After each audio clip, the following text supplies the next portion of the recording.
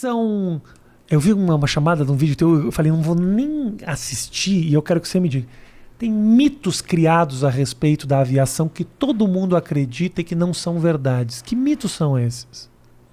São mentiras que a gente fala a respeito dos aviões. Tem um vídeo lá teu. Mitos da aviação. Mas você não assistiu? Não assisti, falei, vou perguntar. Pô, eu não vou lembrar. Assim, porque... ideia. Não, é que é tanta coisa que me falam que eu não consigo lembrar mais. Eu tô começando a produzir vídeo em série, cara, e tô ficando maluco. E assim, tem assunto pra caramba. Por que você resolveu? É infinito. Por que você resolveu... Primeiro é o seguinte, eu adoraria entender a ligação entre aviões e música.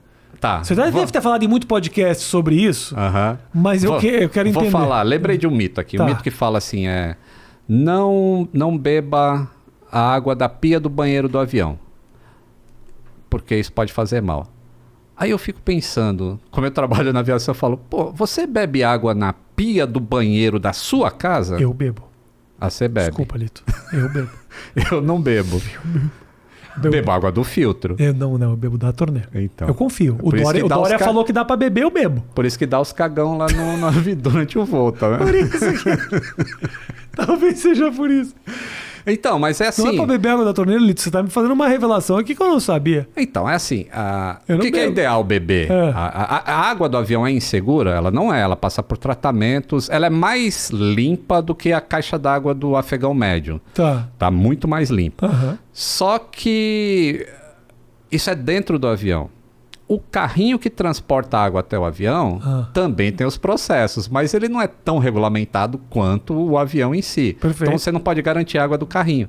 Então evita beber água de torneira do avião. Bebe água mineral, que é melhor. Ótimo. Então esses são um dos mitos. E eles dão água também? Dão, é só não pedir. Não tem por que não. É a única coisa que ainda dão, né? Por favor, um copo de água. Bebe toda a água que você puder, cara. Que beleza. Falando em água, pode... Pega uma aguinha lá pro Grande Lito.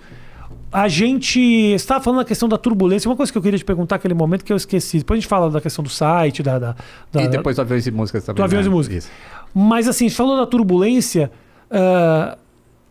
Tem vezes, Lito, que a turbulência ela é desgraçada.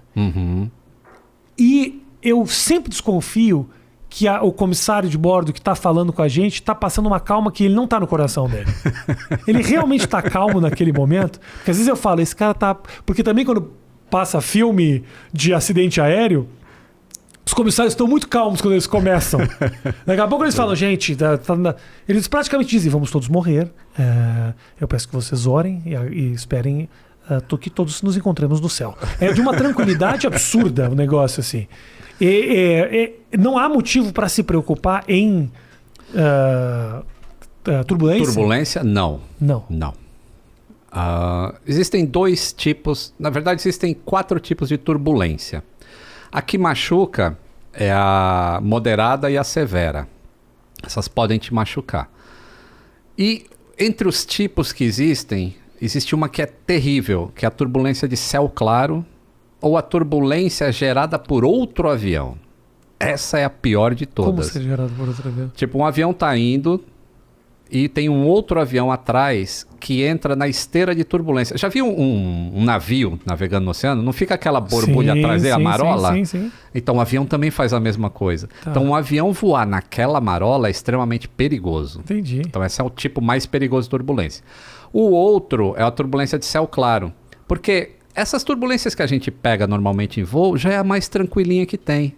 Ela está sendo prevista, aparece no radar do piloto, ele está sempre desviando. Aparece no radar? Aparece no radar. Então, esses desvios que se você acompanhar pelo mapa durante o voo, né, que agora também tem isso, além de você estar 900 por hora, você ainda consegue ver onde você está no mapinha, numa TV atrás do seu assento. Então essa é tranquila, o cara está desviando, está balançando porque tem que balançar mesmo, faz parte do voo. Agora, quando pega a de céu claro não aparece no radar. Então, chega de surpresa. Tá linda, bonitinha, pá! E aí é essas que a pessoa bate a cabeça no teto, não, o avião afunda de vez. Mas ela não não existe acidentes comprovados na aviação causados por isso. Existiu no passado, mas muito perto do solo. que são a tal das microbursts, que são umas nuvens de tempestade que tem ventos descendentes muito fortes. E aí, no passado, se entrava nisso porque não tinha como se prever. Isso acontece muito rápido, principalmente nos Estados Unidos, onde tem furacão, tem essas coisas todas. Mas hoje em dia, né, a tecnologia avança, então os computadores do avião já identificam esse tipo de fenômeno. Entendi. E aí o cara tem 30 segundos para sair disso, entendeu? E aí basta sair mesmo dessa rota? Isso, existe um procedimento que o piloto faz, sabe? Nariz para cima, potência máxima, 15 graus, deixa o avião do jeito que está e sai. Até o alarme parar de apitar. Boa. Parou de apitar, você se livrou. Assim, isso é uma operação normal. Aí no dia seguinte vai sair no jornal ou nos grandes portais assim, pânico a bordo, o avião arremete em Congonhas, Aí todo mundo fica com medo, mas é um negócio normal de fazer. Às vezes porque o jornalista estava dentro do voo, se assustou pra caramba e resolve escrever uma matéria. Pode ser. Pode ser muito isso. Mas aí, de onde é que surgiu a tua ideia? Bebe tua água aí, Lito. De onde é que surgiu a tua ideia de fazer a produção de conteúdo? Porque você trabalha com aviação. Há quanto tempo você trabalha e da onde que surgiu essa ideia de começar a produzir o conteúdo? Porque, cara, você tem acesso demais. As pessoas são muito curiosas a respeito do mundo da aviação. São. Então, eu tô na aviação desde 1986. Eu comecei na Varig. Tinha Transbrasil na época? Tinha Transbrasil. Tinha Varig, VASP e Transbrasil. Eram as três maiores. E tinha Cruzeiro também, que a Cruzeiro foi encampada pela Varig. Cruzeiro. Eu tenho muita saudade da BRA. A BRA já veio bem depois. Voos baratíssimos para Porto Alegre. Foi uma das primeiras, bem barata. O Webjet também me ajudou bastante. Acho que o Webjet foi a melhor, assim, em questão de preço. Era boa, tinha uns voozinhos bons. Que virou Gol depois, né? A Gol comprou o Webjet. Então, desde 86 na aviação. Hoje a gente está em 2021, já são 35 anos. Fazendo o quê? Mecânico. Entrei como mecânico. Sempre mecânico? Entrei como mecânico, aí 2 anos depois eu virei inspetor de manutenção, que é um cargo de mais responsabilidade. É tipo... As pessoas têm medo assim, o avião vai quebrar. E se o mecânico errar alguma coisa aqui? Então, as coisas que realmente poderiam fazer um avião se acidentar, se o mecânico mexer, ele não pode mexer sozinho. Tem que ter uma segunda pessoa olhando o que esse cara está fazendo para ver se ele está fazendo certo. E aí esses 2 assinam o trabalho. Foi feito de maneira correta. Então, eu era esse segundo cara, para ter certeza que o primeiro está fazendo a coisa correta. Perfeito. Aí depois eu fui trabalhei 1 ano na Transbrasil. E aí eu era controlador de manutenção. Eu ficava numa sala com os computadores e recebia ligação de todo lugar onde tinha pepino no avião. Tipo, o cara ligava de Nova York. Pô, aconteceu um negócio aqui no motor, o que eu faço? E aí eu dava instruções do que o cara fazer pelo telefone. Aí depois eu entrei na United. Aí... Serviço de atendimento ao consumidor. Tive um problema. Eles tratam o avião como se fosse o Windows, né? Tivemos um problema aqui na minha conexão. Como é que eu resolvo? É ótimo isso. Não, e engraçado é assim, né? Tipo, o cara tá lá na pista. E nessa época não tinha muita tecnologia, assim, não existia iPad, não existia essas coisas. Então ele precisa fazer alguma coisa no motor do avião, mas ele não tem a documentação para fazer aquilo. Aí na United eu dei uns passos para trás, entrei como mecânico novamente, aí depois virei líder, aí hoje eu sou supervisor de manutenção, aí eu controlo uma equipe de mecânicos lá. Por volta de 2012, 2010 eu criei um blog, porque eu estava cansado de ler notícia errada em portal. Falei, tem muito errado aqui. Agora que existe blog... Ao invés de mandar uma nota de notinha correção do painel do leitor, vou escrever no blog o que é real. Por que isso que o jornalista está falando? E jornalistas, me perdoem, tá assim... a gente precisa generalizar, mas não é todo mundo. Claro. Né? Mas o que o cara tá falando aqui tá errado. Aí eu fazia um post falando, não é nada disso, é isso. E aí o blog começou a crescer, e aí eu gostei do negócio. E aí o YouTube começou a crescer também, né? E eu entrei no YouTube, acho que em 2010 eu abri o canal. Caramba, faz tempo, cara. Só mato lá, né? Que o pessoal fala. E aí em 2015 eu comecei a levar a sério. Porque antes eu só fazia um videozinho, eu falava no blog. O motor é isso, o flap é isso. Eu falava, deixa eu mostrar como é que é. Eu filmava lá e botava só como suporte. Mas depois eu percebi que, eu posso migrar o meu conteúdo de escrito para dentro do vídeo. Total. E aí foi. Eu acho que de aviação foi o primeiro canal a fazer isso. Pro que se propõe. E eu mantenho a mesma linha, a mesma proa até hoje. Assim, o meu canal não é para piloto, não é para mecânico, é para o cara que se interessa por aviação. E se ele quiser se aprofundar, aí ele vai para uma escola e aprende. E se ele é só leigo e quer parar de ter medo de voar, serve também. Então eu mantenho Então você tem um público de gente interessada em aviação e gente que só voa também. Sim, tem. E recentemente eu me tornei piloto. Para que minha mulher tem uma pergunta para você. Oi. Vem cá, você tem que aparecer no meu negócio aqui. Vai lá. Não tem problema. Ela tá descabelada. Porque a minha irmã Acha que isso não aparece. tem muito medo de voar. E a gente morou em vários países já, desde pequenininha que a gente anda de avião. E ela tem muito medo. Então, assim, seria uma boa, talvez. Não sei se você tem público que acessa o seu canal porque tem medo e precisa de uma explicação. Eu tenho uma ótima notícia para sua irmã. Olha, ela entrou em contato para resolver problemas familiares. Eu achei que era uma pergunta, mas era interesse pessoal. Pessoal total, né? É verdade. Tem mesmo, é verdade. Então, tem uma ótima notícia para sua irmã. Eu estou produzindo as we speak, eu estou fazendo um curso específico para quem tem medo de voar. Então, tem eu falando de várias coisas. É uma puta ideia, cara. Vai ter um piloto falando de várias coisas, um meteorologista falando de várias coisas. E todos esses assuntos se concatenam. E aí você vai para a minha plataforma que se chama Aeroflix. E aí você compra o curso. É bom, né? Você compra o curso e aí, tipo, só ela assistindo o meu canal já vai melhorar bastante. Porque são informações que já vai se tranquilizar. Principalmente quando tem assim, uma vez tem o menino lá, o Gato Galáctico, ele fez o avião dele deu uma arremetida lá em Portugal, foi parar em outra cidade, ele fez um vídeo todo desesperado, aí eu fiz um react pro desespero dele, né? Legal. E então ela já vai ficar bem mais tranquila para viajar. Eu recebo muito e-mail, cara, isso me dá mó gratidão, assim, sabe? Das pessoas falando, cara, eu morria de medo de voar, eu vomitava na hora que estava no check-in, e aí eu comecei a assistir seus vídeos. E aí não voei nunca mais. E agora eu vou tranquilo, falo, puta, que legal. Cara, muita gente tem medo de avião e talvez não tenham as informações. Talvez essa histeria da imprensa, que é justificável, porque são acidentes espetaculares quando acontecem, eles vira meio padrão. Você não vê notícia de aviões que voaram e chegaram bem no seu destino. Que são 99,6%. Talvez até mais. Não, mas mais, 99,99%.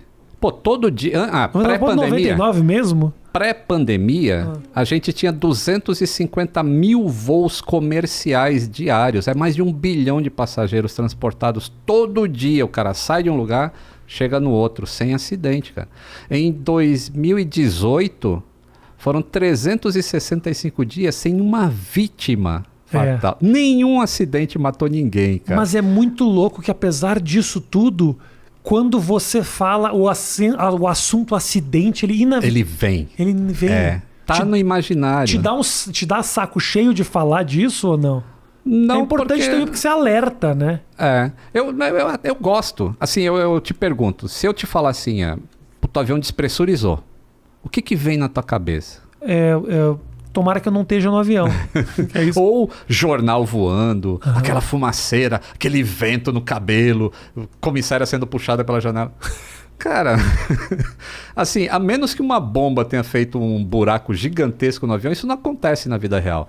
Aviões podem despressurizar e vai ser um evento praticamente, assim, as máscaras vão cair se a altitude de cabine chegar até o ponto delas caírem, porque quando o avião começa a despressurizar, o piloto já põe o nariz embaixo, desce para uma altitude que você pode respirar. Então, o que aconteceria de verdade se uma janela quebrasse? Como aconteceu há 2 anos atrás? Não sei, aconteceu onde? Na Aqui? Southwest. Na Southwest, o motor esquerdo de um 737, ele sofreu uma avaria grande e um pedaço se soltou e bateu numa janela que estava em cima da asa. E a janela quebrou, não aguentou o impacto. Tinha um passageiro na janela que estava sem cinto de segurança. Nesse momento, a pressão dentro do avião é muito maior do que do lado de fora. 8 polegadas polegadas por square inch, polegada quadrada. Tá. Né? Isso é muito forte, cara. São toneladas te pressionando ali de ar. Então esse ar todo começa a empurrar tudo por aquele furo. E essa pessoa estava sem cinto. Então, a cabeça dela ficou projetada para fora da janela, em alta velocidade. Então, ela não morreu pela falta de ar, ela morreu pelo impacto do ar nela. E se ela tivesse com cinto, não teria acontecido nada. Porque não teria puxado, Porque não teria puxado. Aí você sofreria todo aquele impacto do vento, algumas coisas realmente saíram para fora do avião, assim, o que tivesse solto, né, revista, essas coisas, mas não igual o filme. E foi a única vítima. E assim, quando você escuta a gravação, era uma pilota, a comandante, do evento inteiro, tipo, ela teve uma falha. Pô, na hora que despressuriza, começa a tocar alarme, tem alguma coisa errada no avião. E os procedimentos dela tomando, ela conversando com a torre, ela fazendo os procedimentos, sabe? Tudo com uma segurança e uma calma que não encaixa numa narrativa de pânico, sabe? Nós temos a malha brasileira cresceu muito, né, cara? A gente tem muito voo. E você tinha me dito que a aviação brasileira ela é uma aviação respeitada internacionalmente. As empresas, elas conseguem ter lucro, Lito? Porque eu tava vendo outro dia, é louco, né? São pequenas coisas que a gente não faz ideia de que são custosas. O ônibus que leva as pessoas até o avião, cada viagem dessas tinha um custo de não sei quantos dólares, assim. Tudo dentro de um aeroporto é muito caro. Muito caro. Consegue-se ter lucro nisso? Eu acho que não. Pelos balancetes que elas emitem todo ano, não tem lucro. E não dá para ter, principalmente no Brasil. Curiosamente, o Brasil deveria ser um estudo de caso mundial de eficiência de empresa aérea. Eu invejo um CEO de uma empresa aérea nacional, cara. Porque você pega um avião que você tem que fazer o leasing dele, o leasing é em dólar. E aí tu tem que pagar aqueles dólares. E aí o preço da tua passagem é em real. E aí, tipo, você vende uma passagem hoje que o cara quer comprar baratinho para voar daqui a 5 meses. E em 5 meses pode acontecer um monte de coisa na vida daquele cara e ele não vai comparecer e depois ele quer reembolsar o valor e tem essas coisas todas. Mas o leasing, o dólar subiu, o cara tem que pagar mais real. Eu não sei como é que... Dizem que, tipo, a melhor maneira de você ficar bilionário é ser trilionário e investir em empresa aérea. Aí você fica bilionário. E mais um pouquinho de tempo vai ficar milionário também. Dinheiro, então, cara. Mas eu acho que essa paixão, ela movimenta muito, assim. Sonho de todo mundo. Às vezes eu acho isso muito complexo. Tipo, você pega o Facebook. O Facebook, ele não tem coisas tangíveis, a não ser um escritóriozinho com 3 pessoas em São Paulo, outro ali... Mas não tem é software, é coisa intangível. Aí tu pega uma empresa aérea que tem 1000 aviões, que nem a empresa que eu trabalho tem. Hangar, ferramenta, material, tem um estoque de 15 milhões de dólares.